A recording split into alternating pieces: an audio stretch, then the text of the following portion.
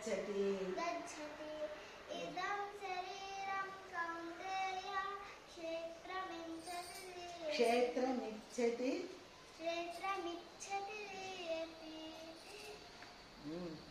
एतज्जो वेदिदं प्राहु तद्विदः उद्धरेदात्मनात्मानम् आत्मानमवसाम्ये आत्मैव आत्मनो बन्धुः आत्मैव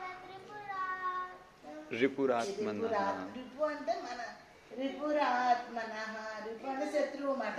మనకి మనమే శత్రువు మన మనసు మన ఆత్మ మనకి మిత్రుడు